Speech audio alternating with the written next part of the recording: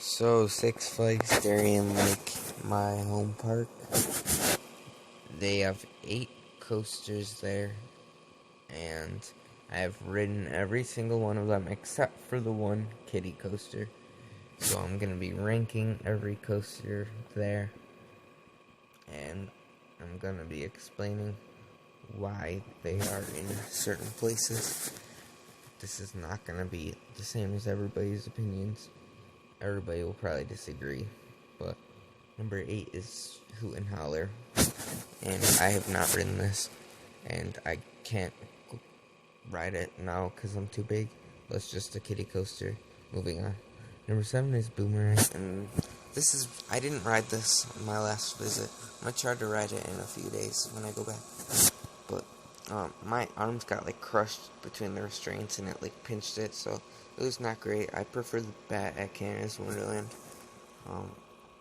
It's an okay ride, I guess, but it hurts me a little bit.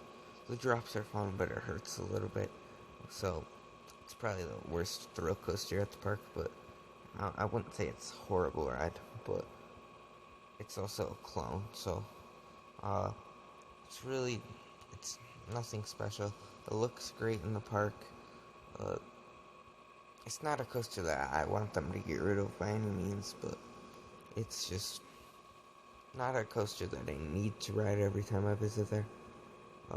But it's still it's not horrible though. I've definitely ridden worse rides before, and you'll see where it ranks in my video ranking all coasters I've ridden coming out this week. So stay tuned for that. Yeah, this ride is fun. Nice view from the lake. It's just not that great though. It's fun, but not the best.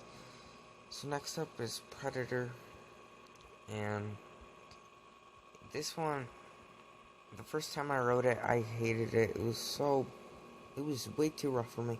I'm not one to complain about roughness, especially in wooden coasters, but this one was just too horrible for me, and it hurt my back so bad. And then I rode it the second time, and it was a great coaster. It was my third favorite in the park. And then I rode it again this past time, and it hurt my back so bad. The first thing that came to my mind after I rode it was, dang, I need a chiropractor.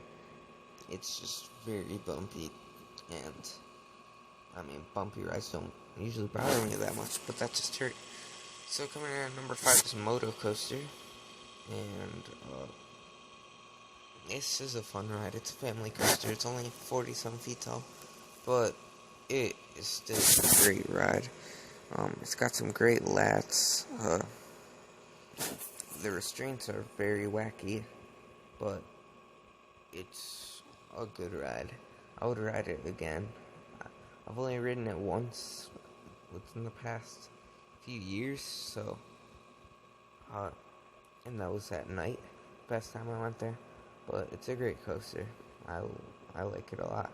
So coming in at number 4 is Tantrum, and this was at number 2 for me, but I loved it just because of the drop. But I went back and it was disappointing a little bit. The drop was not as good as I remember. It's still one of the best drops I've experienced. It's still the only reason why I enjoy this ride so much. But the drop's really all it has. The restraints are good, but it's such a short ride. It doesn't have that much to it other than the drop. It doesn't do too much for me. It's still a fun coaster. But yeah. Number 3 is Viper. And I used to think, no way this was better than Tantrum. But I rode it. The drop is really fun. I know it's one of the better aero loopers out there. It's the best out of all 3 I've ridden, and the other 2 being Dragonfire and Corkscrew at Cedar Point. And this destroys both of those. And the track profiling is really weird on this. It's an aero, so that explains it, but it just feels weird when you're riding it. It's bumpy, but it's a good coaster. I love it. I love this helix going into the tunnel while they take a picture. Um, it's a great ride. The inversions are great. Love it. Number 2 is Mindy Racer, and I know what you're thinking. I am absolutely insane. But let me explain this. So, I used to absolutely hate this coaster. The first time I rode it, it banged my jaw, and that hurt so bad. I thought I had a concussion. I rode it again just to see if it got better. It did get a little bit better, but it was still horrible. The past time I went there, going to it, I remember it being horrible, and I only rode it to see if it was better than Raptor or not. And let me tell you, yeah, it is. Raptor sucks. This thing was actually really fun. I think the layout, it's shorter, but it's better to me.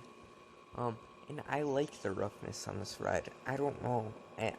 It's just weird. I don't really understand this, but it was actually really fun. It hurt a little bit, but it was actually really fun. I really enjoyed this. I skipped Flight Deck at Canada's Wonderland, but this made me regret doing that. Number 1 is Ride of Steel, and this one is obvious. This one is everybody's favorite at the park. It's such a great ride. It's extremely intense. It's got great floor airtime, great ejector airtime, great drop. It has it all. It has a great view. It's probably, it looks better than the one in Six Flags America, just because you're gliding over the water, and I don't know. It just the scenery is better. I don't care about the straight sections. They just allow for a more intense ride. Their straights are good, way better than the ones at in New England, Superman the ride. But because they're not as bulky, they're great restraints, very open. Definitely the best in the park. Yeah, that'll do it for this list. Thank you for watching. Please leave a like, comment, subscribe.